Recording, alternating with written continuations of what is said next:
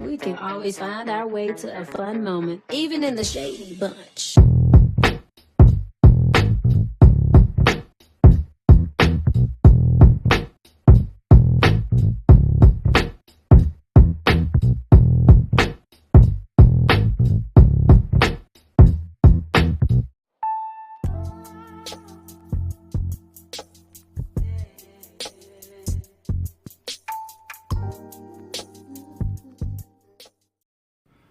All right, y'all, I'm up in here working like a damn Mexican child. I got a live to do in just a second where we gonna gag these Potomac people.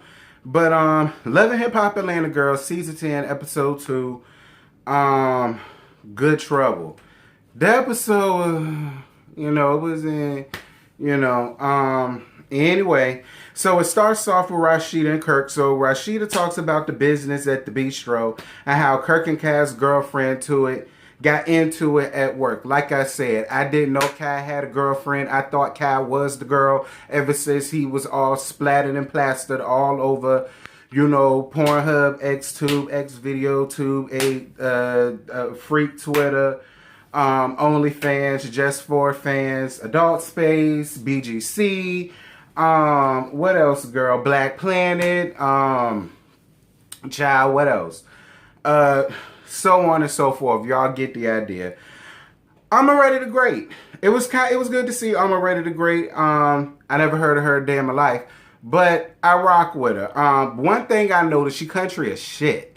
Like, you is country. Oh, Moretta, like, I'm gonna need for you to slow down and talk to me slow because, girl, you so damn country. I had to go back and forth. I had to go back, and there's no shade. It's actually really, really cute. But it's just, it's just a lot. It's different. It ain't like Jock. It ain't like Rashida. You know what I'm saying? It ain't like Akbar. You know what I mean? It's cute though. It's cute though.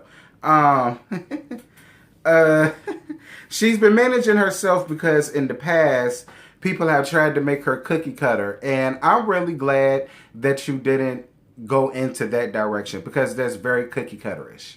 You know what I'm saying? I'm really glad that you didn't, want it so bad to the point where you were willing to compromise who you were in the process. Not every black girl wants blonde hair against their damn skin. Not every black girl wants that. Why there are some black girls that wants it real bad, and if they feel like that's what they have to do to get there, then that's just what they're gonna do. And that's fine. But you have the ones that's like, bitch, fuck you. I could get this on my own, whether I gotta do it with you or without you. But I'm still gonna be me in the process. You know what I'm saying? If I want to rock my sneaks, if I want to, have me on the jacket, if I want to put me on the fitted, you know what I'm saying? I'm gonna do that, and ain't nobody gonna make me feel bad for doing it. So I was with OTG. That's gonna be her new name, OTG. I was with OTG for that. Shout out to you. She had a meet and greet down to the Lenox Mall, child, and YBT comes through. That's gonna be Young Baby Tate new name. She gonna be YBT. And Omeretta gonna be OTG. That's what they finna be. And it won't nothing there, girl. Just a cackle, a kiki. Hey, how you doing? Yeah, I'm doing mighty fine. Last time I seen you, it's been a long time. Come down to my studio and we could do this again because both of us need some scenes. So why not let them see us working? I'm with that. So I did put Trash Can Yan and Felony Seeds, but I'm not going to do that because I was actually able to stomach them this episode. So for this episode, and probably for this episode only, I'm going to give them back the God-given names that they were given, and that's Yan D. Smith and Mandy C's Harris.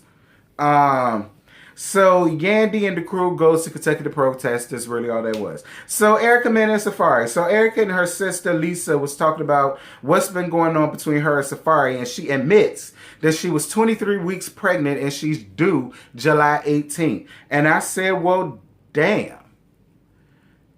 I said, Erica, how the hell you missed you being 23? And the sad part about it is, Erica, you looked pregnant in the last episode. So,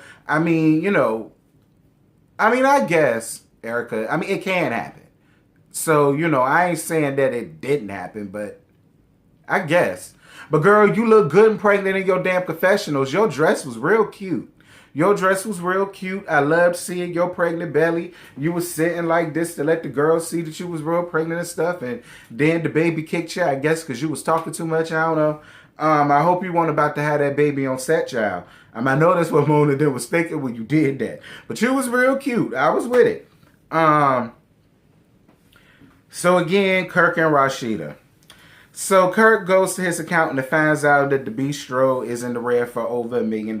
Well, that's what happens when you hire friends and family. They feel like they could do whatever the hell that they want to do up in your place of business because they know that you're not going to fire them. That's how a lot of people feel.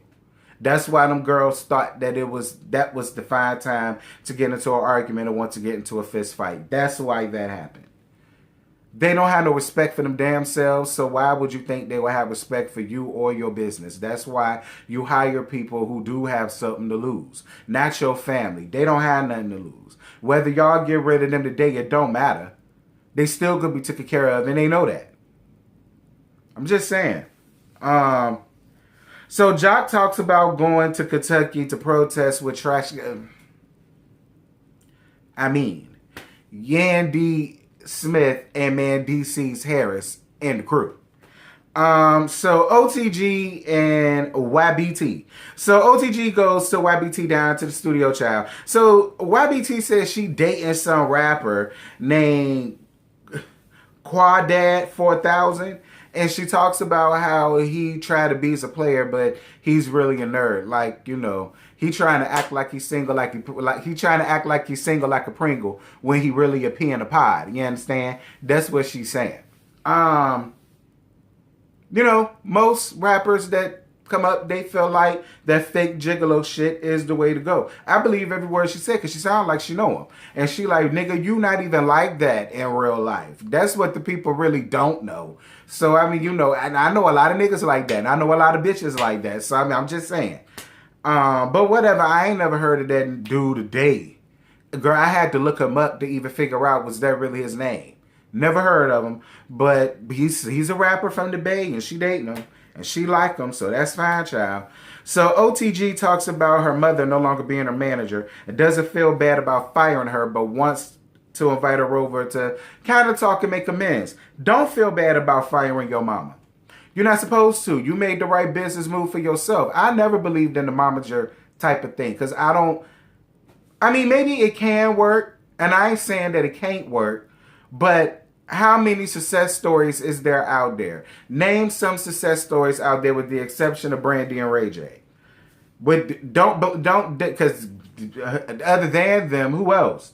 I don't know. Whoever else y'all know, y'all drop down in the comments. I mean, I don't know. But I just feel like some things need to just leave your family out of it.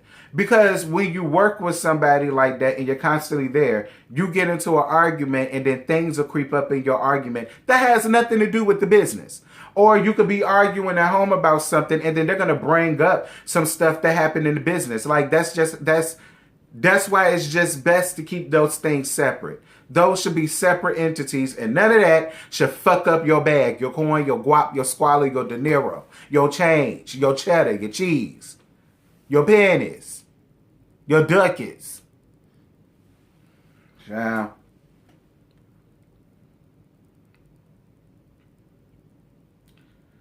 Oh yeah, Carly Rae was there too, going to protest. Brianna mama talking about losing her daughter. You know what? I know I know losing a child has to feel a lot like losing a parent. Because I lost both of mine. And that's a hole that'll never get filled. And that's a pain that never goes away. I don't care what they tell you. Now, you can manage it and you learn to move in your new normal and you navigate through life with your new normal. But that shit don't go away. That's a hole that nothing will fill. So I felt really bad for her in that moment. And I appreciated that moment. That's why I'm not going to give Yandy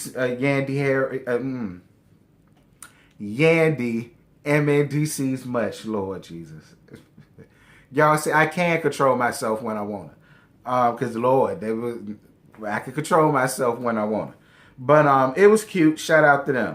So, Omaretta the Great. So, OTG, thank you for being real. Thank you for not allowing anybody to make you seem like you live above your means when you don't. I appreciate you for showing us that you live in a regular a regular cul-de-sac around regular people, just like every damn body else, for real, on their first time up here. So I appreciate you for that. She invites her mom around there for Taco Tuesdays and whatnot. And OTG mom feels like she made a diss track about her. But she said, nah, that's not what that was.